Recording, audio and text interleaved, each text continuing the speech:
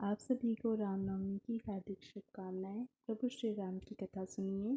एक बार राजा दशरथ के मन में बड़ी ग्लानि हुई कि मेरे पुत्र नहीं हैं। राजा तुरंत ही गुरु के घर गए और चरणों में प्रणाम कर बहुत विनय की। राजा ने अपना सारा दुख सुख गुरु को सुनाया।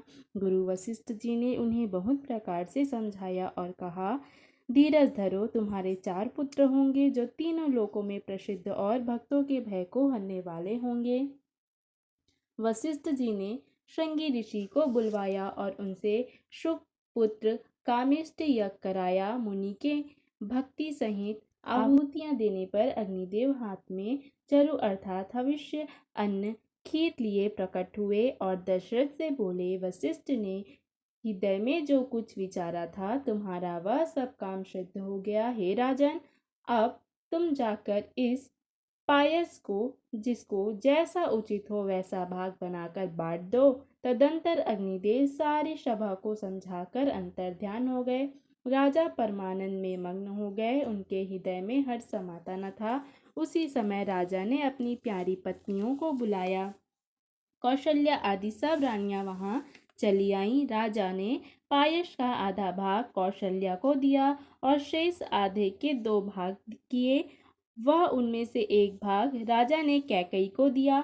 शेष जो बच रहा उसके फिर 2 भाग हुए और राजा ने उनको कौशल्या और कैकई के हाथ पर रखकर अर्थात उनकी अनुमति लेकर और इस प्रकार उनका मन प्रसन्न करके सुमित्रा को दिया। इस प्रकार सब स्त्रियां गर्भवती हुईं।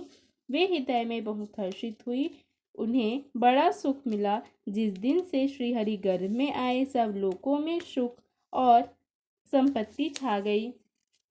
शोभा, शील और तेज की खान बनी हुई सब रानियां महल में सुशोभित हुईं। इस प्रकार कुछ समय सुखपूर्वक बीता और वह अवसर आ गया जिसमें प्रभु को प्रकट होना था। योग, लग्न, ग्रह, वार और तिथि सभी अनुकूल हो गए। जड़ और चेतन सब हर्ष से भर गए क्योंकि श्री राम का जन्म सुख का मूल है। पवित्र चैत्र का महीना था। नवमी तिथि थी। शुक्ल पक्ष और भगवान का प्रिय अभिजीत मुहूर्त था। दोपहर का समय था। न बहुत सर्दी थी न धूप अर्थात न गर्मी थी। वह पवित्र समय सब लोगों को शांति देने वाला था। शीतल मंद और सुगंधित पवन बह रहा था। देवता हर्षित थे और संतों के मन में बड़ा चाव था। वन फूले हुए थे। पर्वतों के समूह मड़ियों से जगमगा रहे थे और सारी नदियां अमृत की धारा बहा रही थी।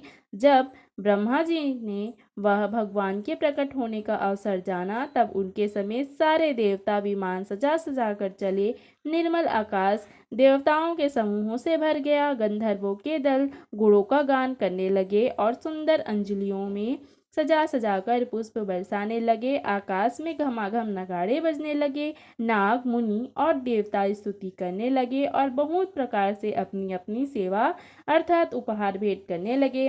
देवताओं के समूह प्रार्थना करके अपने अपने लोक में जा पहुँचे। समस्त लोकों को शांति देने वाले जगाधार प्रभु प्रकट हुए। दीनों पर दया करने वाले कौशल्या जी के हितकारी कृपालु प्रभु प्रकट हुए। मुनियों के मन को हरने वाले उनके अद्भुत रूप का विचार करके माता हर्ष से भर गई। नेत्रों को आनंद देने वाला मेघ के समान श्याम शरीर था। चारों भुजाओं के में अपने खास आयुध धारण किए हुए थे। दिव्य आभूषण और वनमाला पहने थे। बड़े बड़े नेत्र थे। इस प्रकार शोभा के समुद्र तथा खर राक्षस को मारने वाले भगवान प्रकट हुए। दोनों हाथ जोड़कर माता कहने लगी, हे अनंत, मैं किस प्रकार तुम्हारी स्तुति करूं। वेद और पुराण तुमको माया, गुण और ज्ञान से परे और परिमाण रहित बतलाते हैं। श्रुतियां और संत जन दया और सुख का समुद्र सब गुणों का धाम कहकर जिनका गुणगान करते हैं वही भक्तों पर प्रेम करने वाले लक्ष्मीपति भगवान मेरे कल्याण के लिए प्रकट हुए हैं। वेद कहते हैं कि तुम्हारे प्रत्येक रोम में माया के रचे हुए अनेक ब्रह्मांडों के समूह भरे हैं। वे तुम मेरे गर्भ में रहे इस हंसी की बात के सुनते पर धीर अर्थात विवेकी पुरुषों की बुद्धि भी स्थिर नहीं रहती अर्थात विचलित हो जाती है। जब माता को ज्ञान उत्पन्न हुआ तब प्रभु मुस्कुराए। वे बहुत प्रकार के चरित्र करना चाहते हैं, अतः उन्होंने पूर्व जन्म की सुंदर कथा कहकर माता को समझाया, जिससे उन्हें पुत्र का वात्सल्य प्रेम प्राप्त अर्थात भगवान के प्राप्ति पुत्र भाव हो जाए। माता की वह बुद्धि बदल गई। तब वह फिर बोली, हे तात, यह रूप छोड़कर अत्यंत प्रिय बाल लीला करो, मेरे लिए यह सुख परम अनुपम होगा। माता का यह वचन सुनकर देवताओं के स्वामी सुजान भगवान ने बालक रूप होकर रोना शुरू कर दिया। तुलसीदास जी कहते हैं, जो इस चरित्र का गान करते हैं वे श्रीहरि का पद पाते हैं और फिर संसार रूपी कूप में नहीं गिरते। ब्राह्मण, गाय, देवता और संतों के लिए भगवान ने मनुष्य का अवतार लिया। वे अज्ञानमयी मलिना माया और उसके गुण सत रज तम और बाहरी तथा भीतरी इंद्रियों से परे हैं। उनका शरीर अपनी इच्छा से ही बना है, किसी कर्म बंधन से परवश होकर त्रिगुणात्मक भौतिक पदार्थों के द्वारा नहीं। बच्चे के रोने की बहुत ही प्यारी ध्वनि सुनकर सब रानियां उतावली होकर दौड़ी चली आई। दासियां हर्षित होकर जहां तहां दौड़ी। सारे पूर्वाश्री आनंद में मग्न हो गए। राजा दशरथ जी पुत्र का जन्म कानों से सुनकर मानो ब्रह्मानंद में समा गए। मन में अतिशय प्रेम है, शरीर पुलकित हो गया। आनंद में अधीर हुई बुद्धि को धीरज देकर और प्रेम में शिथिल हुए शरीर को संभाल कर वे उठना चाहते हैं, जिनका नाम सुनने से ही कल्याण होता है, वही प्रभु मेरे घर आए हैं। यह सोचकर राजा का मन परम आनंद से पूर्ण हो गया। उन्होंने बाजे वालों को बुलाकर कहा कि बाजा बजाओ। गुरु वशिष्ठ जी के पास बुलावा गया। वे ब्राह्मणों को साथ लिए राजद्वार पर आए। उन्होंने जाकर अनुपम बालक को देखा, जो रूप की राशि है और जिसके गुण कहने से समाप्त नहीं होते। फिर राजा ने नांदी मुख श्राद्ध करके सब जात कर्म संस्कार आदि किए और ब्राह्मणों को सोना, गौ, वस्त्र और मड़ियों का दान दिया। ध्वजा, पताका और तोरणों से नगर छा गया। जिस प्रकार से वह सजाया गया उसका तो वर्णन ही नहीं हो सकता। आकाश से फूलों की वर्षा हो रही है। सब लोग ब्रह्मानंद को में मग्न हैं। स्त्रियां झुंड की झुंड मिलकर चली। स्वाभाविक श्रृंगार किए ही वे उठ दौड़ी, सोने का कलश लेकर और थालों में मंगल द्रव्य भरकर गाती हुई राजद्वार में प्रवेश करती हैं। वे आरती करके निछावर करती हैं और बार बार बच्चे के चरणों पर गिरती हैं। मागध, श्रुत, बंदीजन और गवये रघुकुल के स्वामी के पवित्र गुणों का गान करते हैं। राजा ने सब किसी को भरपूर दान दिया। जिसने पाया उसने भी नहीं रखा, लुटा दिया। नगर की सभी गलियों के बीच बीच में कस्तूरी, चंदन और केसर की कीच मच गई। घर घर मंगलमय बधावा बजने लगा, क्योंकि शोभा के मूल भगवान प्रकट हुए हैं। नगर के स्त्री पुरुषों के झुंड जहां तहां आनंद मग्न हो रहे हैं। कैकई और सुमित्रा, इन दोनों ने भी सुंदर पुत्रों को जन्म दिया। उस सुख संपत्ति, समय और समाज का वर्णन सरस्वती और सर्पों के राजा शेष जी भी नहीं कर सकते। अवधपुरी इस प्रकार सुशोभित हो रही है मानो रात्रि प्रभु से मिलने आई हो और सूर्य को देखकर जैसे मन में सकुचा गई हो, फिर भी मन में विचार कर वह मानो संध्या बनकर रह गई हो। अगर की धूप का बहुत सा धुआं मानो संध्या का अंधकार है और जो अबीर उड़ रहा है वह उसकी ललाई है। महलों में जो मड़ियों के समूह है वे मानो तारागण है। राजमहल का जो कलश है वही मानो श्रेष्ठ चंद्रमा है। राजभवन में जो अति कोमल वाणी से वेद ध्वनि हो रही है वही मानो समय से सनी हुई पक्षियों की चहचहाहट है। ये कौतुक देखकर सूर्य भी अपनी चाल भूल गए। 1 महीना उन्होंने जाता हुआ ना जाना, अर्थात उन्हें 1 महीना वही बीत गया। महीने भर का दिन हो गया। इस रहस्य को कोई नहीं जानता। सूर्य अपने रथ सहित वहीं रुक गए। फिर रात किस तरह होती, यह रहस्य किसी ने नहीं जाना। सूर्यदेव भगवान श्री राम जी का गुणगान करते हुए चले। यह महोत्सव देखकर देवता, मुनि और नाग अपने भाग्य की सराहना करते हुए अपने अपने घर चले। हे पार्वती, शिव जी माता पार्वती से कहते हैं, हे पार्वती, तुम्हारी बुद्धि श्री राम जी के चरणों में बहुत दृढ़ है, इसलिए मैं और भी अपनी एक चोरी की बात कहता हूँ। सुनो, काकभूषुंडी और मैं दोनों वहाँ साथ साथ थे, परंतु मनुष्य रूप में होने के कारण हमें कोई जान न सका। परम आनंद और प्रेम के सुख में फूले हुए हम दोनों मगन मन से मस्त हुए गलियों में तन मन की सुधि भूले हुए फिरते थे, परंतु यह शुभ चरित्र वही जान सकता है जिस पर श्री राम जी की कृपा हो। इस अवसर पर जो जिस प्रकार आया और जिसके मन को जो अच्छा लगा, राजा ने उसे वही दिया। हाथी, रथ, घोड़े, सोना, गौए, हीरे और भांति भांति के वस्त्र राजा ने दिए।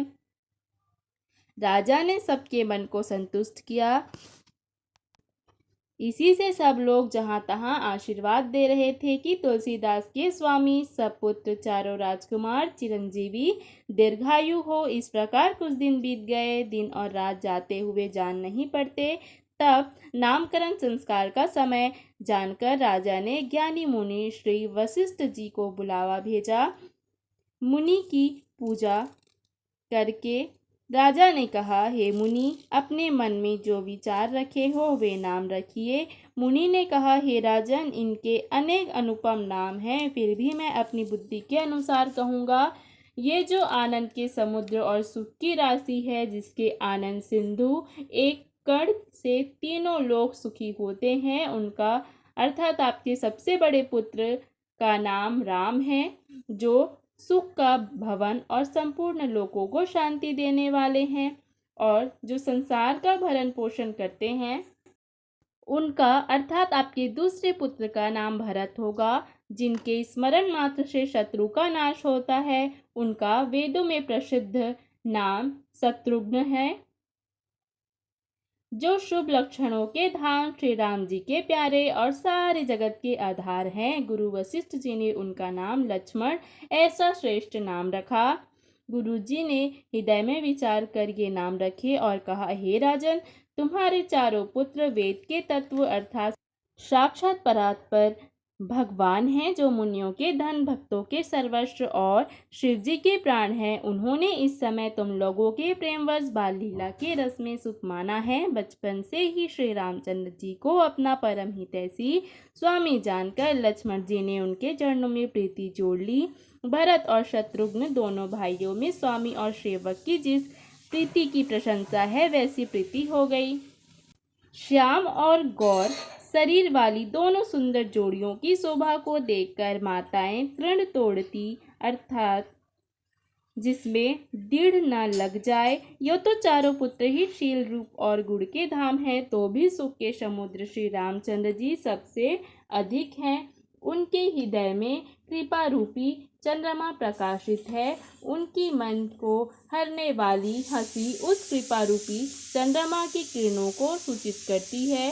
कभी गोद में लेकर और कभी उत्तम पालने में लिटाकर माता प्यारे ललना कहकर दुलार करती हैं। जो सर्वव्यापक, निरंजन, माया रहित, निर्गुण, विनोद रहित और अजन्मा ब्रह्म है, वही प्रेम और भक्ति के वश कौशल्या जी की गोद में खेल रहे हैं। उनके नील कमल और गंभीर जल से भरे हुए मेघ के समान श्याम शरीर में करोड़ों कामदेवों की शोभा है। लाल लाल चरण कमलों में नखों की शुभ्र ज्योति ऐसी मालूम होती है जैसे लाल कमल के पत्तों पर मोती स्थिर हो गए हों।